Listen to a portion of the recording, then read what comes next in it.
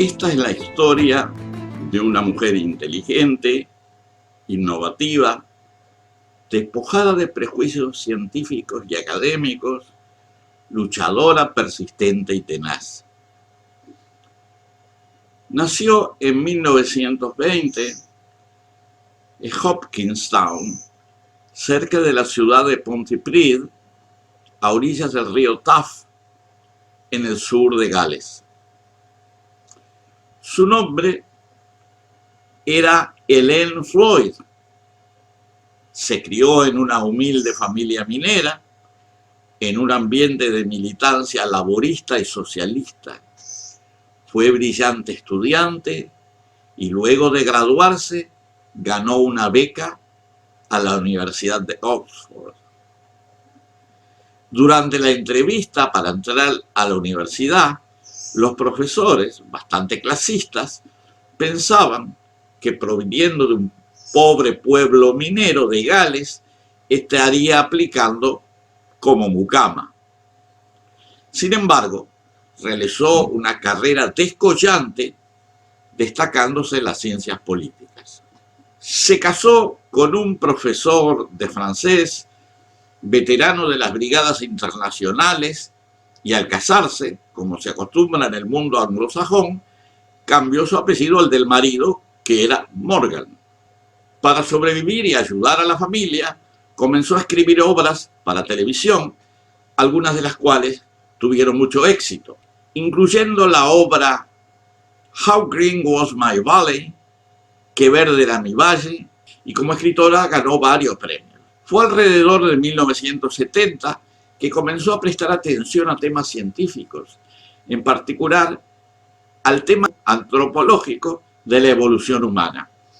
Hacía algunos años, 4 décadas atrás, un joven biólogo marino de Oxford, de nombre Alister Hardy, que había desarrollado en parte su experiencia en la Antártida, comenzó a plantearse algunas dudas relacionadas con los cetáceos y los seres humanos. Hardy, que se había especializado en ballenas por 1930, se planteó el problema de por qué los seres humanos, a diferencia de otros animales terrestres, tienen la grasa adherida a su piel, similar a la grasa de ballena o blubber, como se dice en inglés, que tienen los mamíferos marinos. Los humanos tienen células que almacenan grasa y que se expanden hasta 3 veces su tamaño normal cuando están saturadas. Tenemos alrededor de 25.000 millones de ellos, 10 veces más que cualquier otro mamífero terrestre de nuestro tamaño.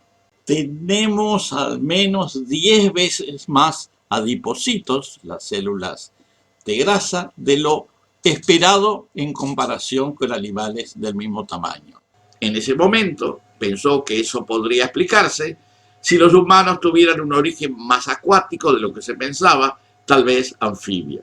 Hardy no planteó sus ideas durante 30 años para no entrar en conflicto a nivel académico y para no arriesgar su posición como profesor en la universidad. Pero ya en 1960, 30 años después, se animó a lanzar su idea, dando una conferencia sobre el tema y luego escribiendo un artículo titulado Was Man More Aquatic in the Past? El artículo fue publicado en 1960 por la revista New Scientist, pero fue en general ignorado por los círculos antropológicos. Debo decir, lateralmente en mi caso, que yo ya me había planteado una duda similar relacionada con el origen de la especie humana en mis investigaciones sobre el cuaternario y había imaginado esa posibilidad sin tener idea que alguien ya había planteado esa hipótesis, en este caso Alister Hardy, y mucho menos de la existencia de Len Morgan. No conocía sus libros. Durante un congreso en Bolivia, creo que en los 80, conversé este tema con un colega docente de la Facultad de Química de Montevideo, que luego sería decano de esa facultad, llamado Patrick Moyna, que algún tiempo más tarde me envió una copia del artículo de Hardy, donde éste detallaba sus ideas sobre el tema y que yo hasta ese momento desconocía. Algunos años antes, a principios de la década de los 70, Ellen Morgan había leído ese mismo artículo e incluso había discutido el tema con Hardy solicitándole permiso para utilizar sus argumentos e información, y los desarrolló en un libro que se tituló The Descent of Women, que quiere decir la descendencia de las mujeres, en contraposición al libro The Descent of Man, o sea, la descendencia del hombre de Charles Darwin. Cuando publiqué el libro Pueblos, Drogas y Serpientes, en el año 2000, la incluí como una hipótesis de base para el origen de la especie humana. Debo decir que la hipótesis de Ellen Morgan fue considerada aceptable por varios científicos y divulgadores, incluyendo a David Attenborough, que difundió un video explicando la teoría. Sin embargo, la casta de los paleoantropólogos nunca la aceptaron, ni a la teoría ni a la propia Ellen Morgan, que como no gozaba del ostentoso título de antropóloga y era apenas una escritora que llegó al tema lateralmente, no merecía la menor atención, y para peor era mujer.